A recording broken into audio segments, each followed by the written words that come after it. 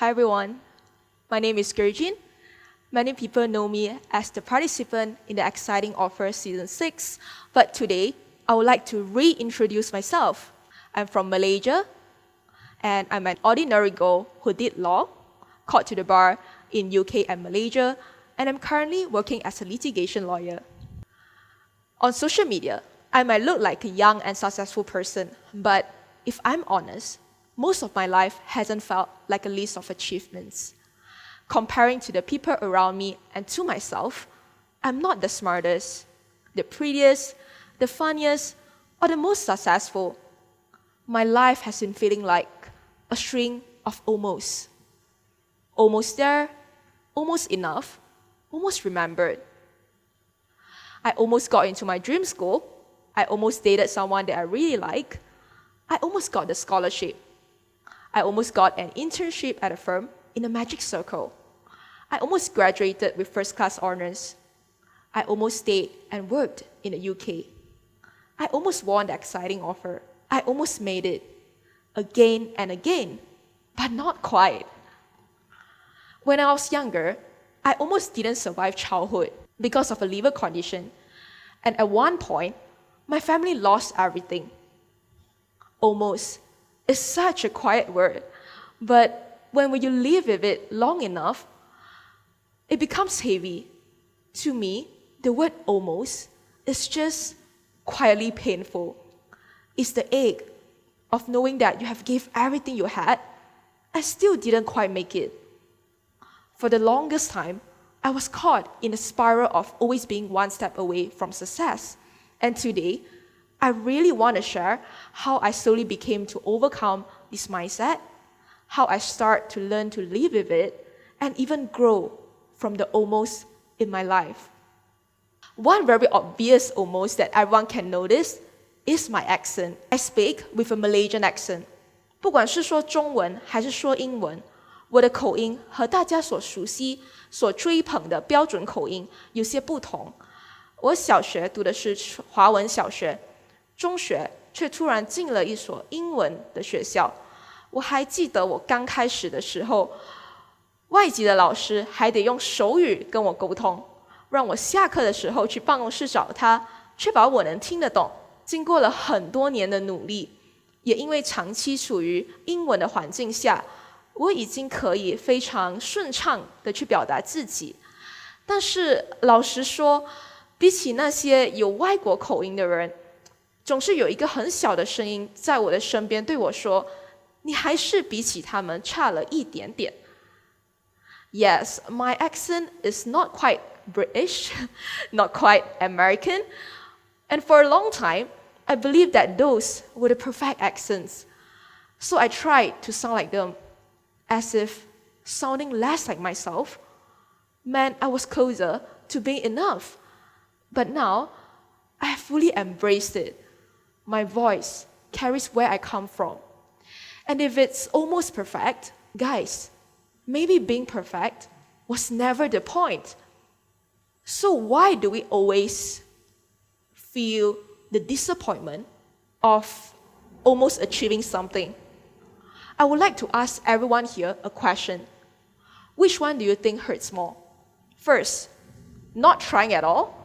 Or second, you tried, but not getting the result you want? 你觉得哪一个比较难受呢？你从来没有去尝试过，还是你去尝试了，但是却没有得到你想要的结果？ I believe most people will think that the latter hurts more, right? Including myself.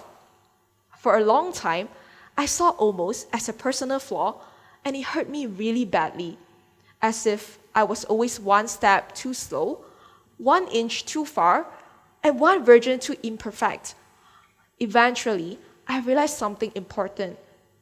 All the disappointment, the frustration, and the self-doubt, it wasn't just about the outcome itself.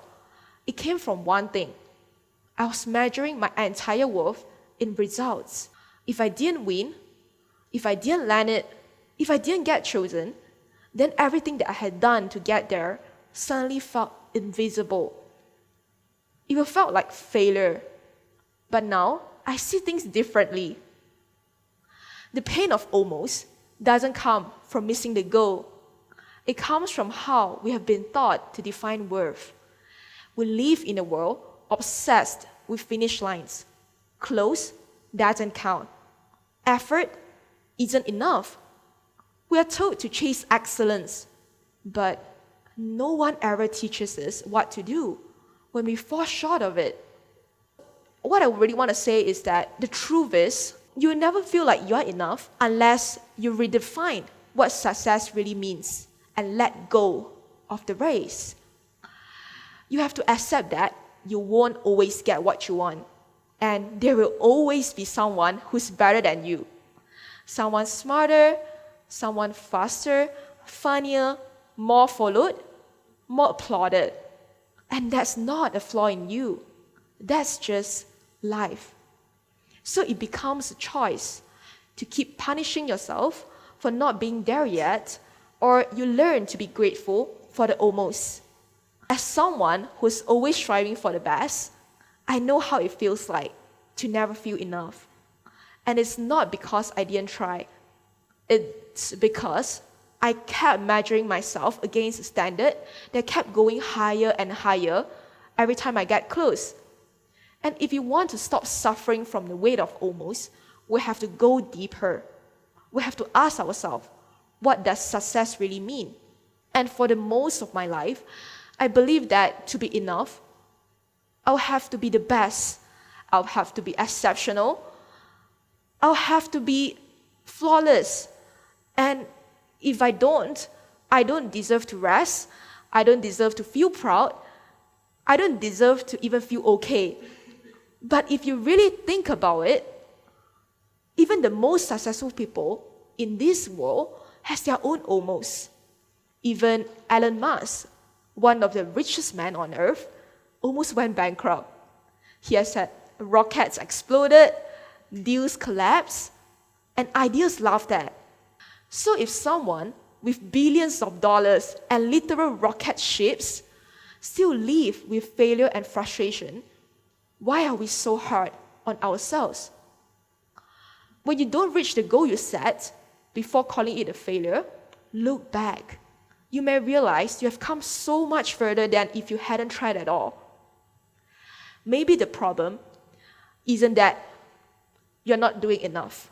Maybe the problem is the bar you set was too high or simply not yours to begin with. The close wins, there were trophies too. Trophies that say you cared, you tried, you kept showing up, even if you did not win. And everything you learned along the way, they are not wasted. That's what's shaping your next success. Actually, almost they are not necessarily bad too. I'm thinking about some of the almost in my life. I almost didn't go abroad to study. I almost didn't go to the UK. I almost didn't do the bar in the UK. I almost stayed in the UK and become a tax associate. I almost stayed in the exciting offer. I almost did a lot of things. And I used to believe that some of those were missed opportunities and life would have turned out differently. For example, if I stay in the UK and work, maybe life would have turned out better. It's quite annoying that every time an almost happens, our minds, we instinctively refer to the what ifs. What if I've made it? Would everything be better now? And those thoughts, they haunt us quietly. They loop on repeat, especially in quiet hours. So how do we stop circling the same what ifs over and over again in our head? For me, it shifted when I started to understand that sometimes maybe the door that didn't open saved you from a room that wasn't meant for you. If I've stayed in the UK, I wouldn't have joined the show. And if I stayed in the show, if I won the show, I wouldn't have received the current offer from my law firm. And I wouldn't be working on the cases that matter a lot to me now. And I wouldn't be living my current life. I wouldn't have the same people around me. All this one after another, also led me here, to this moment, to this stage. So who knows, maybe this was the best outcome all along. And the life that I almost lived, that could have been better or worse, I've decided to let the version of me in a parallel world to leave that one. Because I quite like this version of me, and I quite like my real life now, though imperfect and with some regrets. So now you may be thinking to yourself, but not all the almost is a gift in disguise. And you're right. There's one that I still haven't made peace with. My grandfather. The person who supported me unconditionally. He almost got to see me wear the barrister's robe in the UK. Almost. There's no comfort in that one. No better outcome. No happy trade-off. Just absence. When you deal with a situation like this, I'm sorry, but there's no shortcut. The only way through is to live with it, to stop trying to fix it, and to carry it with grace. So when I stood at the top of a waterfall in Iceland, my friend Joey and I gasped. It was the most breathtaking scene we had ever seen. I remember it really hit me that, to the universe, we are just a speck of dust. The world does not owe us perfect timing, and it will not adjust for my heartbreak. Yes, I can never have him back, but maybe the way that I honor him now is not by dwelling on what we missed, but by living a life that he'll be proud of. And I'm sure that he's proud of me for sharing this on the screen now. So no, I didn't get the scholarship. I didn't get the first. I didn't win all the competitions. But guys, I'm still here. I'm still working. I'm still learning. I'm still chasing sunrises across unfamiliar skies. And that, to me, is a life fully lived. If you too have lived an almost life, where the applause came late or not at all, I want you to know this. You didn't fail. You are not behind. You were just on your timeline. So here's to the one who almost made it and still kept going.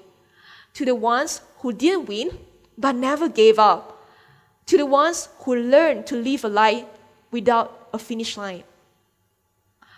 To almost make it isn't to fail. It is the proof that you're still becoming. So here I am, not at the finish line, but somewhere in between.